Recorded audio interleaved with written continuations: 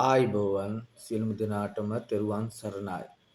අද 2025 මම හිටපු යුද හමුදාවේ සාමාන්‍ය සිවිල් රත්නායක 478යි 421 ගජබා රෙජිමේන්තුව මාන්කුලම් වලදී තුවාල විය.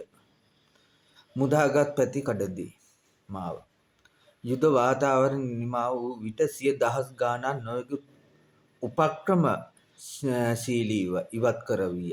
නොයෙකුත් උපක්‍රම භාවිතා කරමින් මේ රටේ වැඩිය අපරාධ වලට මුල පිරීමට අහිංසක සොල්දාදුවන් ඉන්පසු හුරු විය. ඔවුනට ජීවත් වීමට කිසිදු ඉඩකඩක් නොමැතිකමින්. ඇත්ත වශයෙන්ම එවකට හිටි මේජර් මොනරාගල වැනි වංචනික නිලධාරියා මාහටද රිපෝට් එකක් ගැහුවා. කිසිදු මෙඩිකල් බෝඩ් එකකට දාන්න නැතුව ෆයිල් එක විතරක් මෙඩිකල් බෝඩ් දාලා වංචනික ලෙස මාවත් ඉවත් කරවිය පිස්සු කියා. තුවාල අතපය තුවාල ගැන කිසිදු කරුණක් සඳහන් කර නොමැත.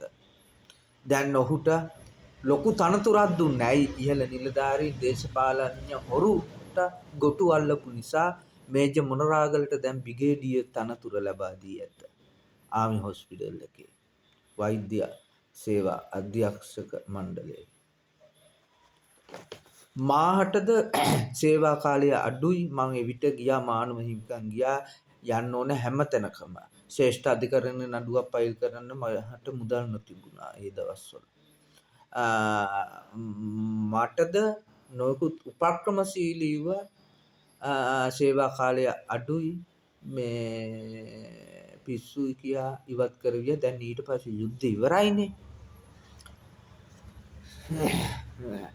මෙඩිකල් බෝල් වලට දාම ආව නිර්පා හරිමි අතපය තුවාල වී ඇත. එවකට හිටි අන් අය ගොටු ඇල්ලීමේ ඔවුනට සහන සපයාගත් නමුත් අහිංසක අප වැනි අය ජීවිතයම විනාශ කරගත්තෙමි. මම යුද හමුදාවට නොගොස් පිට රටක ටොයිලට් හේදුවා නම් මගේ ජීවිතය සාර්ථක කරගන්න තිබුණා.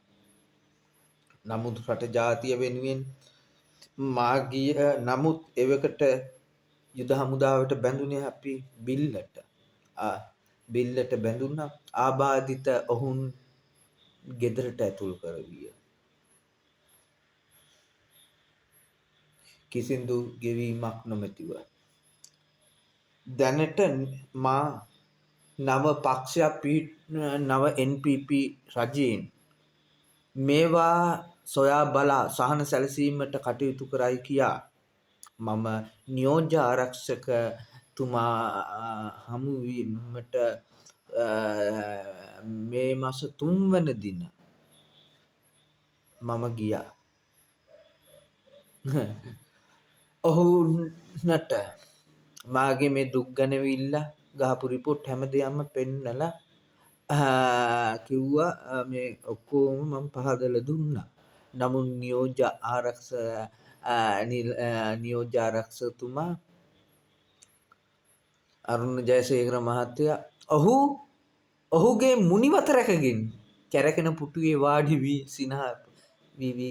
සිනහ පහළ වී කැරකෙන පුටුවේ ඔහු සිටිමි. අපි සෑහෙන දුක් විඳ අරගලවල් වල ගෙවල් ගානේ හිඟා කාලා ඔහුනට අපි ඡන්දය ලබා දී දැන් ඔහුන් කැරකෙන පුටුවේ වාඩි වී සිනහ පහළ කර අසරණ අප ගැන සානුකම්පිතවත් සොයා බැලීමට කටයුතු කරන්නේ නැහැ. මම කියනවා දැන් නාරායන්පිට හොස්පිටල් එකේ එවකට හිටි මේජර් මොනරාගල වැනි වංචනික දුෂ්ට දේශපාලඥ වරුන්ට කඩේ යන මේ තක්කඩියට ඉහළ පට්ටමකුල් ලබා දීලා තියෙනවා බ්‍රිගේඩියර් තනතුර.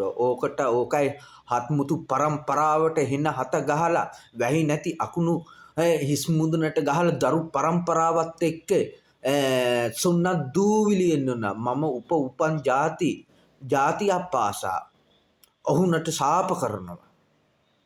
මා ශාප කරනවා. ඔහුගේ පරම්පරාවේ දූ දරුවන් ගෑවිලා ඉන්න දූ දරුවන්ට පවා මා ශාප කරනවා මේ කරපු අසාධාරණයට. මම කියන්නේ අපි ඒ අවස්ථාවේදී මම මානව කොමිෂන් සභාවෙන් පැමිණිලි කරා. මානව කොමිෂන් සභාවෙන් කියන්නේ තීන්දුව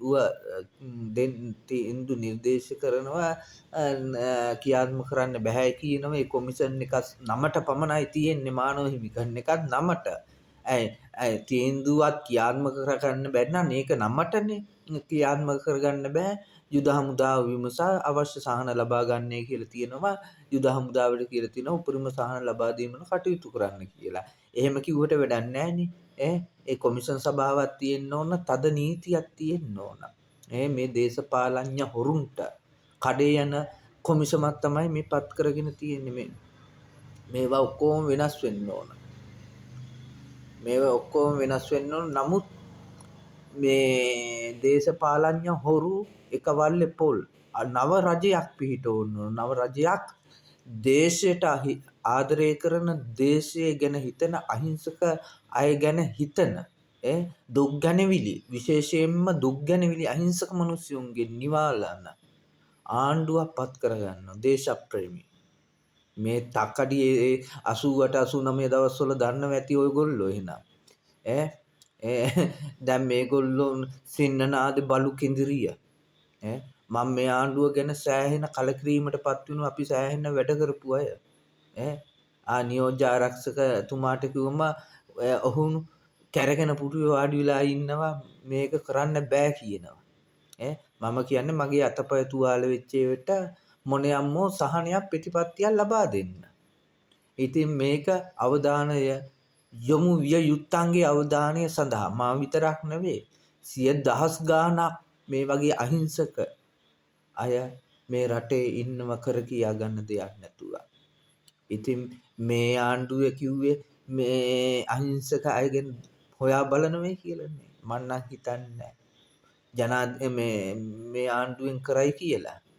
මේ බලයට આવම කටුස්ස පාට වෙනස් කරුවා වගේ ඔක්කොම පාට වෙනස් කරගෙන ඉන්නේ එකවල්ලේ පොල්නෝ. මේකට දේශප්‍රේමීටනේ මේ රටට ආදරය කරන දේශප්‍රේමී කෙනෙක් අර උමන්දාවේ හාමුදුරුවෝ වගේ ශ්‍රේෂ්ඨ උත්තමයෙක් පහළ වෙන්න ඕන. නැත්නම් මේ භද්‍ර කල්පේ නම් නැවත මේ රට හදනවා නම් එක්කෝ මේ මෛත්‍රී බුදුන් කාලේ මේක ලෝක විනාශයෙන් පස්සේ තමයි මේ රට හදනවා නම් හැදෙන්නේ. එහෙම නැත්නම් හදන්න බෑ. එහෙම නැත්නම් උමන්දාවේ නායක හාමුදුරු කෙනෙක් වගේ කෙනෙක්පත් වෙන්න ඕන. මේට වැඩිය හොඳයි අංගුඩ පිස්සු රට පාලනය කරුණා. ඉතින් අවධානය යොමු විය යුත්තන්ගේ අවධානය සඳහා මේ වගේ අසාධාරණකම්, මේ වගේ දුක් ගැනවිලි, මේ වගේ සානුකම්පිත හේතුන් මත මේව සොයා බලන්නේ නැති පාලනයක් මේ රටට වැඩක් නැහැ. අපේ ජනතාවට වැඩක් නැහැ. ඉතින් මම කියන්නේ මේ ගැන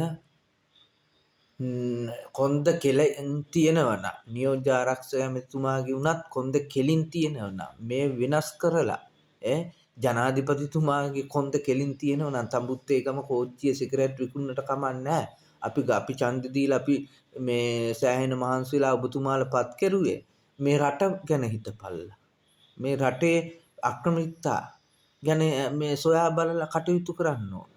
අරවා හදනවා මේ වෙනස් කරනවා අරවා වෙනස් කරනවා ඒව වෙනස් කරනවා කියලා න්යාය. ඉතින් මේ වෙනස් කරපන්. කුසට සාගිනි ඉනට වැරහෙලි.